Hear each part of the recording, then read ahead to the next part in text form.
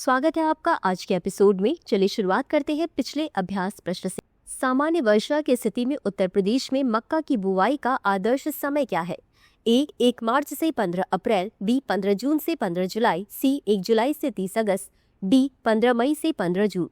इस प्रश्न का सही उत्तर है विकल्प बी 15 जून से 15 जुलाई। चलिए देखते हैं इसके विश्लेषण को। उत्तर प्रदेश में मक्का की बुवाई के लिए आदर्श समय 15 जून से 15 जुलाई के बीच होता है, जब वर्षा सामान्य रूप से शुरू होती है। हालांकि यदि सिंचाई की सुविधा उपलब्ध हो तो मई के अंत से ही जल्दी बुवाई की जा सकती है, जिससे फसल की अच्छी पैदावार सुनिश्चित होती है। अतः विकल्प बी सही है। तो चलिए शुरुआत करते हैं आज के एपिसोड की पहले प्रश्न से। उत्तर प्रदेश में मक्का की खेती को विशेष रूप से समर्थन देने वाली सरकारी पहल क्या है? ए स्मार्ट किसान मिशन, बी त्वरित मक्का विकास कार्यक्रम, सी सतत कृषि अभियान, डी पोषक फसल विस्तार योजना। इस प्रश्न का सही उत्तर है विकल्प बी त्वरित मक्का विकास कार्यक्रम। चलिए देखते हैं इसके विश्लेषण को। त्वरित मक्का विकास कार्यक्रम उत्तर प्रदेश सरकार द्वारा शुरू की गई एक प्रमुख पहल है, जिसका उद्देश्य मक्का उत्पादन को बढ़ावा देना है। इस कार्यक्रम के तहत न्यूनतम समर्थन मूल्य की गारंटी तथा सुव्यवस्थित खरीद व्यवस्था सुनिश्चित की गई है, जिससे किसानों को आर्थिक सहायता मिले और मक्का की खेती को व्यावसायिक रूप से प्रोत्साहन प्राप्त हो। अतः विकल्प बी सही है। अगला प्रश्न है, सिंधु नदी का उद्गम कहाँ से होता है? ए नेपाल, बी भारत, सी तिब्बत, डी भूटान। इस प्रश्न का सही उत्तर है विकल्प सी तिब्बत। चलिए देखते हैं इसके विश्लेषण को। सिंधु तिब्बती में इसे सेंगगे चू यलाया नदी कहा जाता है। दक्षिण एशिया की एक प्रमुख सहायक नदी है, जिसका उद्गम ट्रांस हिमालय में मानसरोवर झील के पास तिब्बत में होता है। यह नदी तिब्बत, भारत और पाकिस्तान से होकर बहती है तथा इसके जल निकासी बेसिन क्षेत्र में लगभग 200 मिलियन लोग निवास करते हैं। अतः विकल्प सी सही है। अगला प्रश्न है, निम्नलिखित में से कौन सी सिंधु नदी की दाहिनी तटवर्ती सहायक नदियां हैं? ए श्योक और गिलगित, बी झेलम और चिनाब, सी रावी और सतलज, डी यमुना और गंडक। इस प्रश्न का सही उत्तर है विकल्प ए श्योक और गिलगित। चलिए देखते हैं इसके विश्लेषण को। सिंधु नदी की प्रमुख दाहिने तट की सहायक नदियां श्योक, गिलगित, हुंजा, स्वाक, कुन्नार, कुर्रम, गोवल और काबुल नदियां हैं। यह नदी लद्दाख के रास्ते भारत में प्रवेश करती है तथा पाकिस्तान की गिलगित बाल्टिस्तान क्षेत्र में पहुंचने से पहले जम्मू कश्मीर से होकर बहती है। सिंधु नदी की प्रमुख बाई तटवर्ती सहायक नदियां जास्कर, सुरु, सोन, झेलम, चिनाब, रावी, ब्यास, सतलज और पंजनद नदियां हैं। अगला प्रश्न है, राष्ट्रीय बाघ संरक्षण प्राधिकरण की स्थापना कब की गई थी? ए 1997, बी 2005, सी 2009, डी 2011। इस प्रश्न का सही उत्तर है विकल्प बी 2005। चलिए देखते हैं इसके विश्लेषण को। राष्ट्रीय बाघ संरक्षण प्राधिकरण एक वैधानिक निकाय है, जिसका गठन वन्यजीव संरक्षण अधिनियम 1972 के प्रावधानों के तहत किया गया है, जिसे वर्ष 2006 में संशोधित किया गया था।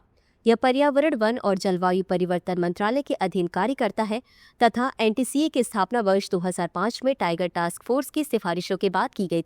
एनटीसीए का गठन भारत में बाघ संरक्षण को मजबूत करने, उक्त अधिनियम के तहत सौंपी गई शक्तियों का प्रयोग करने और कार्यों को निष्पादित करने के लिए किया गया था। अगला प्रश्न है, कूनो राष्ट्रीय उद्यान को वन्यजीव अभ्यारण्य कब घोषित किया गया? ए 1968, बी 1975, सी 1981, डी 1990। इस प्रश्न का सही उत्तर है विकल्प सी 1981। चलिए देखते हैं इसके विश्लेषण को। कूनो राष्ट्रीय उद्यान को मूलतः वर्ष 1981 में वन्यजीव अभ्यारण्य घोषित किया गया था। यह मध्य प्रदेश के श्योपुर और मुरैना जिलों में स्थित है। अतः विकल्प सी सही है। अगला प्रश्न है, छठी UMAI राष्ट्रीय मुएशाई चैंपियनशिप कहाँ आयोजित की गई? ए जयपुर राजस्थान, बी भोपाल मध्य प्रदेश, सी पटना बिहार, डी रोहतक हरियाणा। इस प्रश्न का सही उत्तर है विकल्प डी रोहतक हरियाणा। चलिए देखते हैं इसके विश्लेषण को। छठी UMAI राष्ट्रीय मुए थाई चैंपियनशिप हरियाणा के रोहतक में आयोजित हुई थी। Haryana sports Muay Thai association ने United Muay Thai association India के तत्वाधान में इस कार्यक्रम का आयोजन किया था। अतः विकल्प डी सही है। अगला प्रश्न है, किस राज्य ने छठी United Muay Thai association India राष्ट्रीय मुए थाई चैंपियनशिप में 35 पदक जीते? ए छत्तीसगढ़, बी पंजाब, सी तमिलनाडु, डी ओडिशा।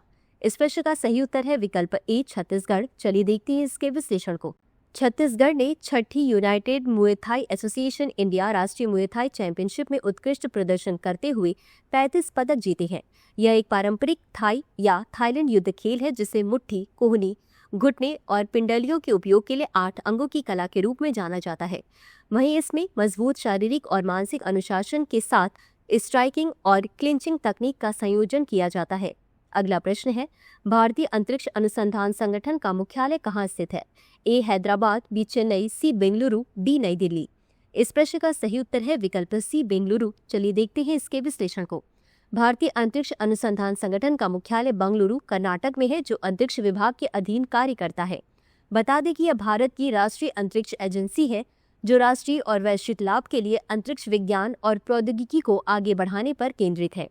इसका विकास भारतीय राष्ट्रीय अंतरिक्ष अनुसंधान समिति से हुआ था, जिसकी स्थापना वर्ष 1962 में डॉक्टर विक्रम साराभाई के दृष्टिकोण के तहत की गई थी। इसी के साथ अंत में देख लेते हैं आज के अभ्यास प्रश्न को। भारतीय वन्यजीव संस्थान किस शहर में स्थित है? ए शिमला, बी देहरादून, सी भोपाल, डी जयपुर। इस प्रश्न का उत्तर कमेंट बॉक्स में जरूर दें। आज के लिए बस इतना ही। धन्यवाद।